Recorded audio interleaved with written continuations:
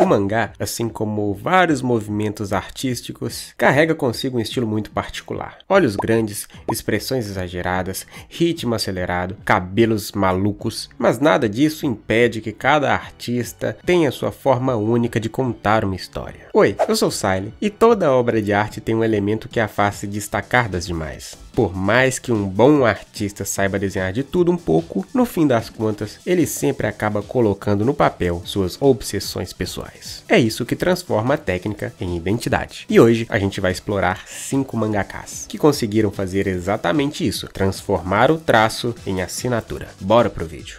E a gente começa com o mestre da silhueta e do design de personagens, Akira Toriyama, criador de Dragon Ball. Toriyama é o tipo de artista que você reconhece de longe. Mesmo que o enredo das histórias dele nem sempre seja um foco principal, é impossível negar o impacto visual de seus personagens. Sabe aquele momento em que o vilão aparece pela primeira vez? Ou quando Goku se transforma em Super Saiyajin? É tudo milimetricamente pensado para ser memorável. O design dos olhos, os cabelos espetados, como chamas, os músculos super cartunescos e, claro, as silhuetas marcantes. São elementos que colocam os personagens dele no mesmo patamar de reconhecimento de ícones como Mickey ou Sonic. E isso não ficou só em Dragon Ball. Dr. Slump, Blue Dragon, Chrono Trigger, Dragon Quest, todos têm aquele DNA visual que só Toriyama sabe fazer. Designs incrivelmente complexos, porém com uma estética simples e facilmente reconhecível por mínimos detalhes. E o mais curioso, existem vários designs incríveis nos rascunhos que nunca chegaram a ser usados, talvez por serem complexos demais para redesenhar quadro a quadro. Uma prova que esses designs são puro suco da arte é que até hoje em dia eles estão sendo reciclados, talvez tentando resgatar um pouco aquela genialidade antiga. Às vezes funciona e outras nem tanto, não é Android 73. Mas uma coisa é certa, aquela cabeça de bola de bilhar e orelhas em forma de tubo PVC sempre vão ser o Freeza na minha cabeça. E isso mostra a força e o estilo de um verdadeiro mestre, que tem a capacidade de criar designs que se diferenciam completamente do que temos no mercado, mas sem gerar aquela estranheza. Seus olhos juntos e grandes, suas sobrancelhas coladas aos olhos, seus músculos abundantes que não respeitam em nenhum grau a anatomia que conhecemos, passam longe do vale da estranheza. Ele cria designs que ao mesmo tempo são tão diferentes de tudo que vemos, mas que ao invés de nos gerar um certo distanciamento, nos geram uma certa empatia e aproximação, dotes de um verdadeiro gênio. Agora vamos falar de um verdadeiro monstro técnico, Yusuke Murata,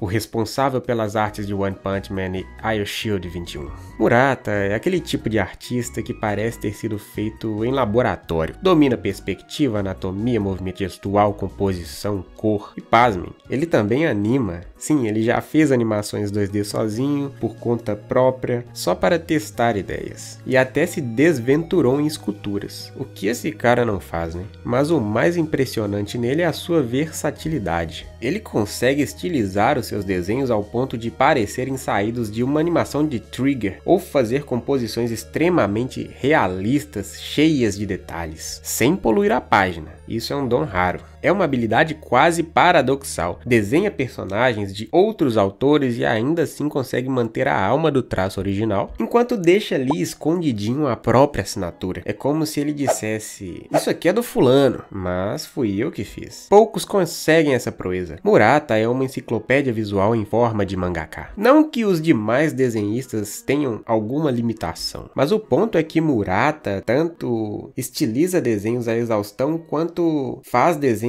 extremamente detalhados e cheios de elementos sem dificultar a sua leitura dinâmica, o que acaba sendo crucial para uma história em quadrinho. E se hoje em dia Murata é o exemplo do ápice da perfeição no desenho, podemos dizer que no início dos anos 2000, o título de desenhista perfeccionista era de outro cara, Takeshi Obata, o artista por trás de Death Note, Bakuman e Hikaru no Go. Obata tem um estilo meticuloso, roupas cheias de dobras, texturas, padrões expressões, olhos expressivos e principalmente cabelos com dezenas de mechas que expressam as emoções dos personagens com perfeição. Até então, suas histórias relatam personagens normais, na medida do possível, pelo menos góticas, um engomadinho engravatado de cabelo na régua, ou um esquisitão que tem preguiça até de pôr os sapatos, podem não ser tão comuns, mas também não são nada de outro mundo. Nada de cabelo espalhafatoso além do limite. Tudo é muito natural, eu diria, o que só dificulta o processo de criação de um personagem. E é aí que vem aquele toque de Obata. Através de suas composições e estilos que fazem seus personagens serem únicos, mesmo sendo tão comuns. Misa Amane não é só uma gótica bonitinha qualquer.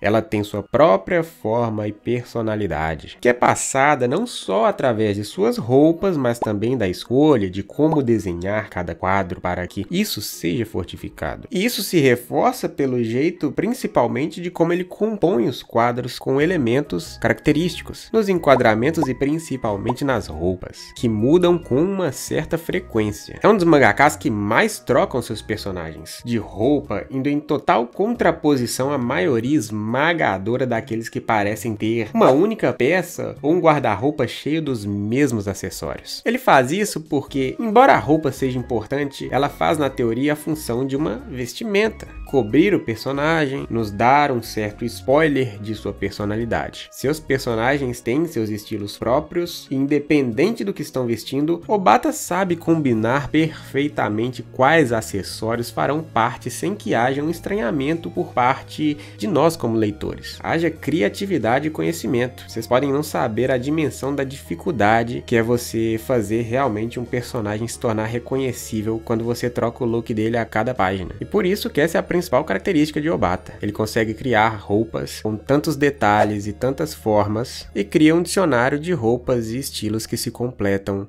à medida que a história vai avançando. Agora, se a gente for falar de narrativa visual, tem um nome que precisa estar na lista. Yoshihiro Togashi, criador de Yu Yu Hakusho e Hunter x Hunter. Uma ilustração ela não começa no papel, ela começa no pensamento. Quando vamos desenhar, temos de ter uma ideia na cabeça. De nada vale um desenho perfeito que não diz nada. O que mais temos aí é a arte de IA, que é bonita, mas é vazia. Você mede o valor da ilustração pelo quanto as pessoas entendem ela, e Yoshihiro Togashi me diz muito sobre isso. Porque apesar de ser um baita desenhista no que diz respeito a desenho no papel, com quadros espantosos e composições de cair o queixo, eu diria que a área em que ele mais se destaca é a narrativa. E principalmente, sua forma de demonstrar o poder na obra. Poucas coisas têm tanto sentido para mim quanto o NEM. Tem cada coisinha, regrinha para dar certo, que você até imaginaria alguma coisa assim existindo. O sistema de poderes do NEM é uma aula de estrutura narrativa. Cada habilidade tem regras, riscos, condições e limitações. É um equilíbrio tão bem feito que quase nunca sobra espaço para aquela desculpa do tipo,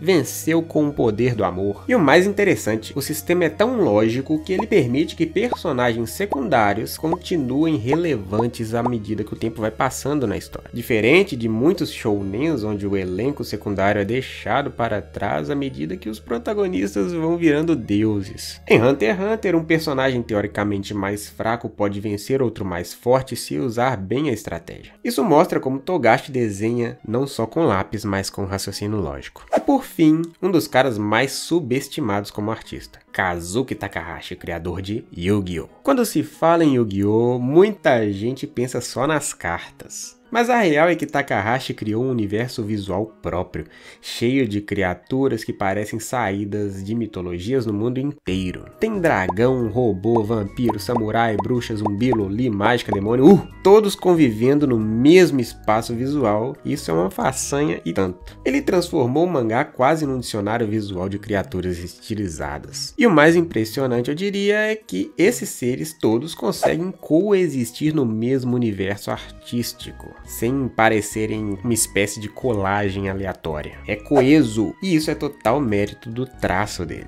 E uma curiosidade, cada carta de Yu-Gi-Oh! Tem uma história própria que pode ser desenvolvida. Muitos monstros e detalhes se repetem porque antes de um jogo de carta se tem um simbolismo de algum acontecimento. Algo por trás de cada uma daquelas ilustrações. diferentes, como se tivessem vários mundos alternativos em paralelo ao que seria o mundo real em Yu-Gi-Oh! Pessoalmente, Yu-Gi-Oh! Foi a minha maior inspiração no começo. Talvez por isso que até hoje eu vejo esse estilo como um guia de como desenhar o impossível e fazer parecer que sempre esteve lá. Bem, Hunter, esse foi o vídeo de hoje. Deixem os mangakas e obras que vocês querem ver aqui no canal. Quem sabe nos próximos vídeos a gente vai estar falando sobre elas. Espero que tenha curtido de verdade essa viagem por alguns dos estilos mais marcantes do mangá. Se você chegou até aqui, deixa aquele like para fortalecer o canal. E se for a sua primeira vez por aqui, tem muito mais vídeos nessa mesma linha, falando de arte, estilo e tudo que transforma traço em universo. Tem muita coisa, muito traço bom para comentar aqui e eu te vejo no próximo vídeo. E até a próxima.